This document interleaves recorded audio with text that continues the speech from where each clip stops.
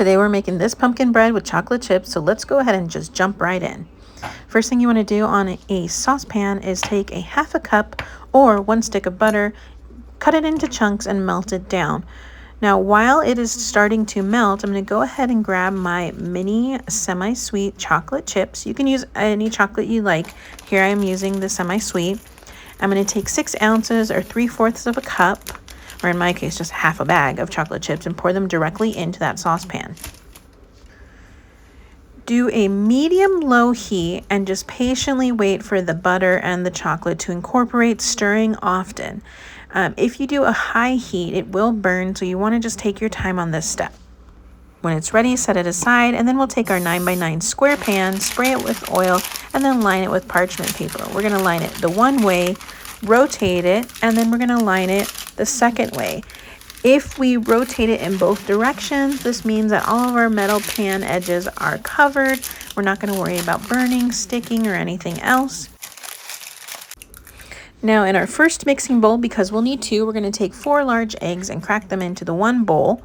Then we're going to add 1.5 cups of sugar directly into this bowl and mix it very well. You don't have to worry too much about mixing. Just make sure everything's well incorporated, because we're going to go ahead and add in our dry ingredients right afterwards. So I have 2 cups of flour, followed by 1 teaspoon of baking powder and 1 teaspoon of salt.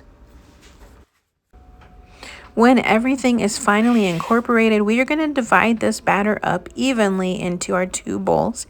As you see, do it as evenly as you can. You don't need to measure it or anything.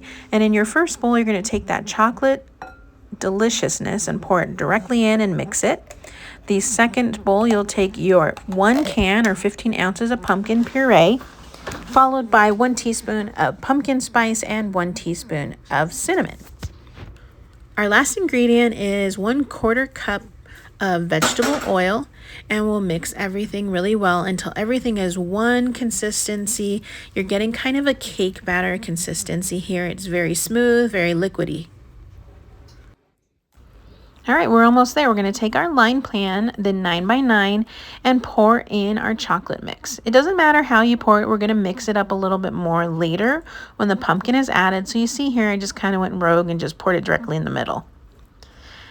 Scrape the pan as good as you can, and then take your pumpkin mix and pour it right over. I kind of tried to get some sort of pattern going, and then I just gave up.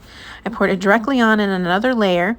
Scrape that bowl, and now we're going to take like a knife. If you don't have a knife, you can use a toothpick, and we're going to kind of make some swirls.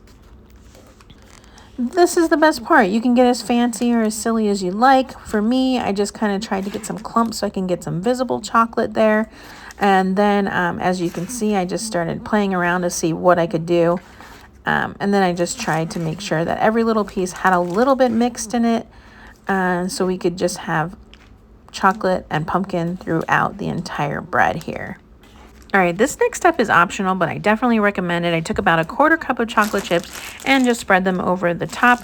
Place that into an oven for about 40 minutes, checking on it in about 30-minute mark, and it comes out looking like this. I let it cool down fully before I removed it from the pan, and then I went ahead and cut it into 9 squares.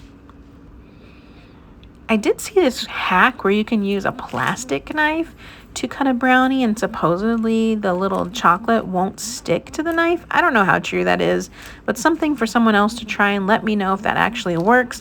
And another trick I see all the time is I like to just rotate the pan before I cut the other side of the 9 squares.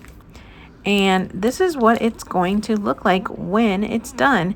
It's not heavy, it's very spongy, tastes delicious. Be sure to subscribe for my next recipe. See you next time.